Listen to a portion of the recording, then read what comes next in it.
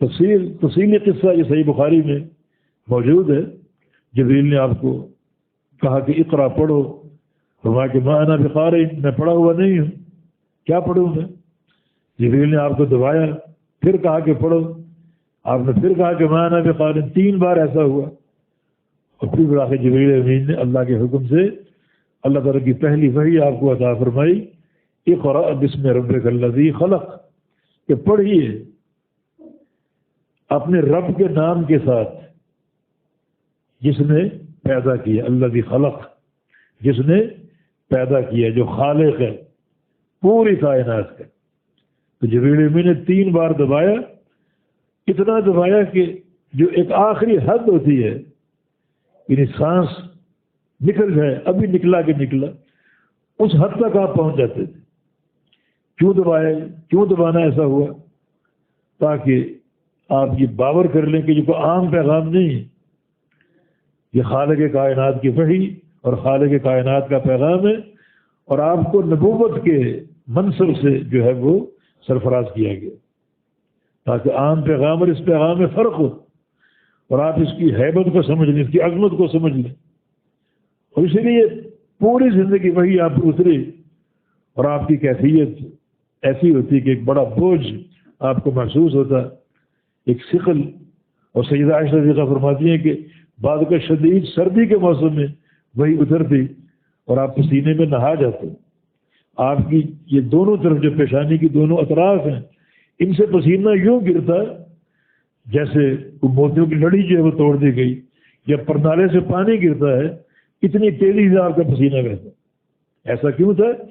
تاکہ یہ بات آپ یقین سے جان لیں، یہ کوئی عام پیغام نہیں ہے، یہ اللہ رب العزت کا پیغام ہے جو اس انتہائی شدت کے ساتھ اترتا ہے. اور جب بھی اترتا تھا آپ کو اس کی ایک تکلیف اور ایک ثقل محسوس ہوتا تھا.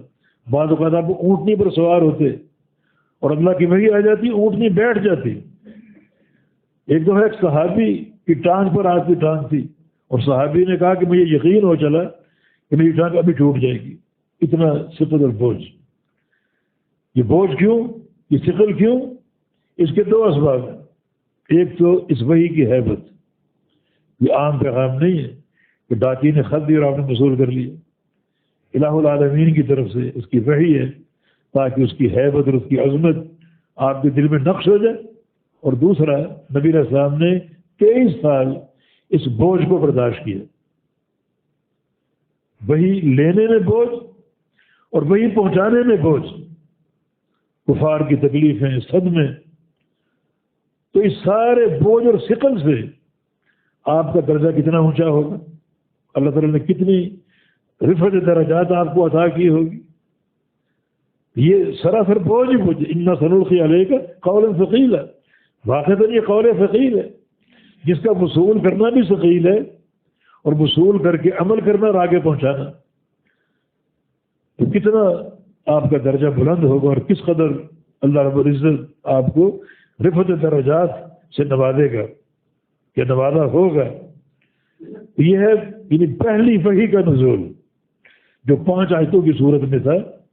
اقرأ بسم ربک الذی خلق، پڑھیے اپنے رب کے نام کے ساتھ، الذی خلق، جس نے پیدا کیا. کس چیز کو پیدا کیا؟ مفعول محذوف ہے.